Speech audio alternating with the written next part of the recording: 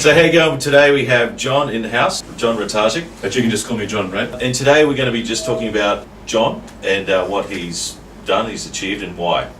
The past, present, futures. It basically started when I was about 12 or 13. I got my first electric guitar when I was 13 and my first amplifier when I was 14. It was a Fisonic 5-watt with an 8-inch speaker, had a volume and a tone, and at that stage a friend of mine down the road introduced me to Black Sabbath and Deep Purple, and I thought, ooh, that sounds nice, I think I might try that.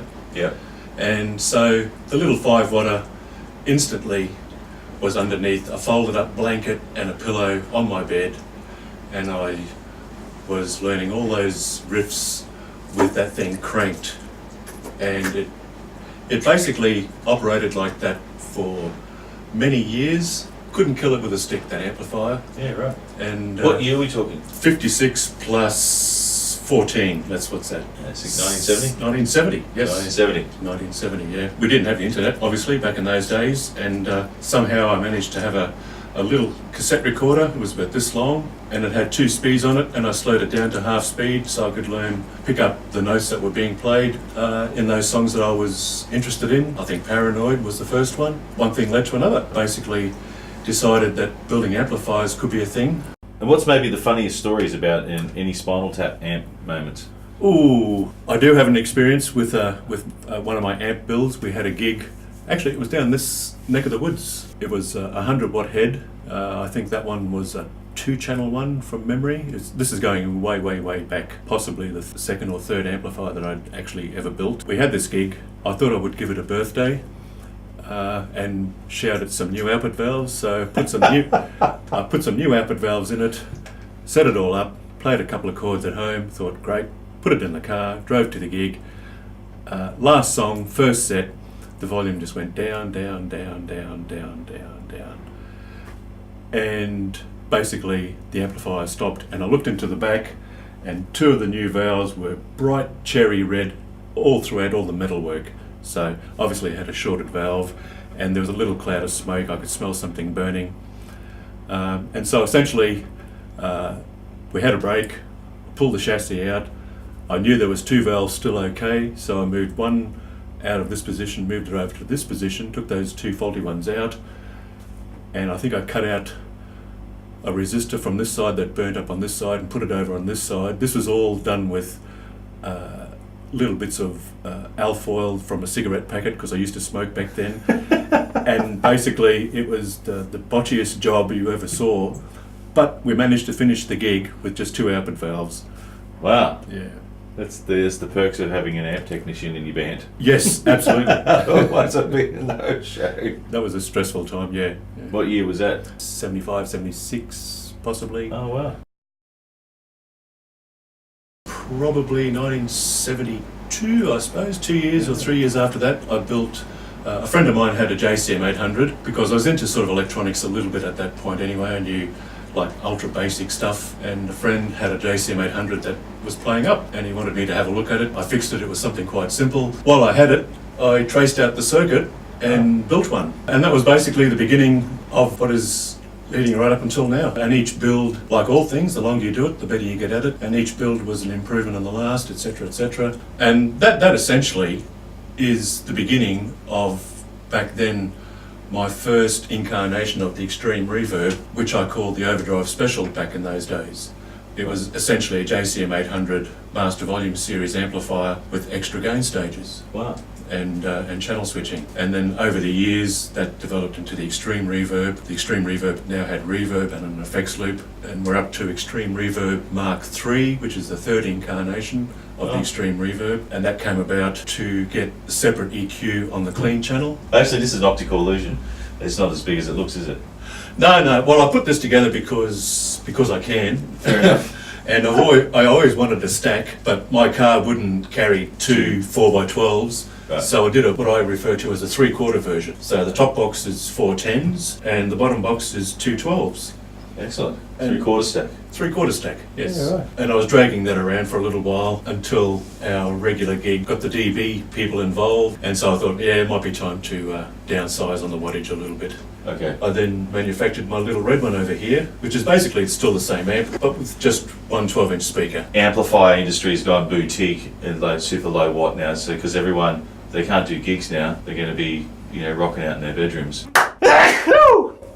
Extreme Reverb Mark III is basically a culmination of as many things as I can think of to put in one amp that makes it appropriate for a gig situation. It Road has- ready. Road ready, I like it, yes. So I think from now on, any new designs will probably take the form of being simpler amps, more dedicated designs, single channel things. You really can't go wrong with a JCM 800 Master Volume Series amp if you're going to do those old classic rock tunes. Right. With a boost pedal in the front. Unfortunately, they don't have a loop. They can come and see you and sort it out. We can do that too, absolutely. But you can get a train wreck that does. Yes. Yeah, that was Robbie, by the way. Yeah, so the future is probably leaning more towards simpler designs, because a lot of people, I think, generally just need an amp that is probably a good pedal platform. And so That's good terminology, pedal platform. Yeah. We were discussing that yesterday.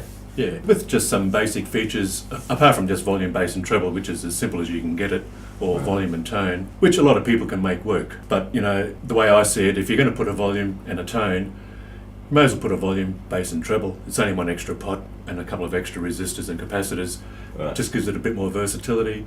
If you're going to go to that length, you might as well put a mid-range control in there too. It's just another extra pot and a couple of extra capacitors and resistors. So you've got volume, bass, mid, treble, which I would probably consider to be a really basic, essential pedal platform amp. So Right. I'm guessing a lot of my future designs would be based. That could be one design that I would Yeah. follow up on. And do you think you would do the whole Ken Fisher thing about having a base circuit and then putting that out for the world to maybe purchase, but then have it modded to their tastes? Is Is it too fiddly? Yeah. Oh, no. A lot of those sort of ideas is completely okay with me to have done to an amp. If people have a particular direction and they know where it's going to end, where they want it to end up, that can be done. That's easily done. Yeah, right, okay, cool. Yeah. So if you need to get an amp, come and see John and he'll sort you out and tune it to your specifications. And in the workshop, is it just yourself who builds the amplifiers? Basically, I do the amplifier building. The other things that we do is repairs and modifications to amps and servicing of valve amps and transistor amps. Joseph, my son, he works with me, father and son situation, so we both So handing do. on the mantle. Trying to dispense as much knowledge as I can while the brain is still working. So for those who don't know, John's a bit of a guru. Well, he actually is a guru, he's not just a bit of one, with all this valve stuff. So from 1970 to now, how many years is that? Is that 49 years? Damn. Nearly 50 years of, so if someone does order, turnaround time. The waiting times does vary. At the moment, the longest anybody would have to wait 2 and 4 weeks. The quality of the components, Robbie was telling us about the stainless steel chassis and all the other components. Are they like military grade or something like that? See, the modern component, if you get them from the right place, are quite affordable and very, very good quality compared to components probably made in the 50s and 60s. Modern componentry is extremely reliable. Relays are very reliable. Potentiometers, if you get the right brand, the big one, I like to use the big ones. They pretty much almost last forever. If someone owns your amp, maybe from the 70s, might be a generational amp, someone would hand it down to their kid. They rang you up and said, hello, I've got serial number 001 or whatever it is. Do you have a log and be able to tell them what's in the amp?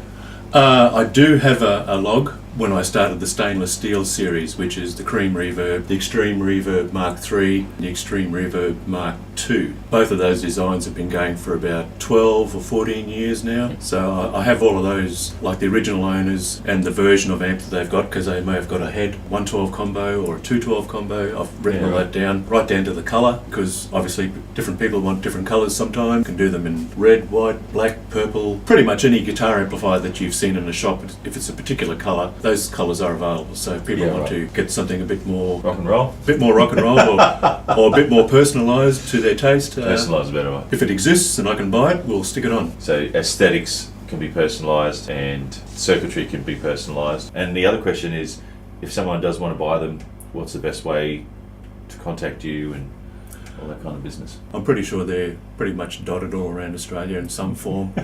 If people are interested, bjamplifiers.com.au, there's all the contacts. Check that out, bjamplifiers.com.au. Yeah, all the contact details are on that webpage. A brief overview of the 2 models that I do at the moment, which is the Extreme Reverb Mark III and the Cream Reverb. Hey Rob. Hi John, how are you? Good, how you mate. doing? Good. Haven't seen you in a while. Oh, it's been ages. Yeah, whole week. I've known John for many years. He's been fixing my amps diligently for many years now. Astounding at it, and he's a very nice chap. I know you play in a band, because this is all about, the reality is John's actually a guitarist as well. He's been in a band for a lot of years. Tell us about Kite. Guitarist is a strong word. It starts with a G, that's a, yeah. It's a means to an end in my case, I've got to be honest. You know, if I'd have spent as much time learning guitar as I did learning about damn electrons, I probably would be an okay guitarist, but instead I've devoted all my waking hours to electrons. The amplifier part shines, the guitarist part needs a bit of buffing. He's actually pretty good. He's okay. They play classic rock, and he's very on the knocker. I watched him one night, and he goes, "I haven't played this in 20 years." It was on the money. So he's a very humble man. Thank you, but yeah, not 100% true, but we'll go with that for now. Yeah. It works for me. Yep. So how long's Kite been together? Oh God, 1978. Yeah, Original members. it's not bad. 41.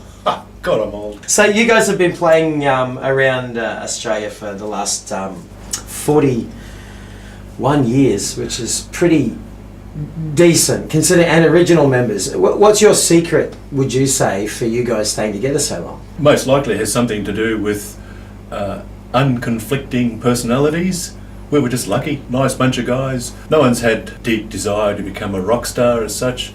It was basically get together, make a noise, have a beer, and it's been like that since day one. Just works for us. Steve, his bass player, is a very, very happy chap. He jumps around the place like a little something, I don't know. Toad? No, more like a happy flea.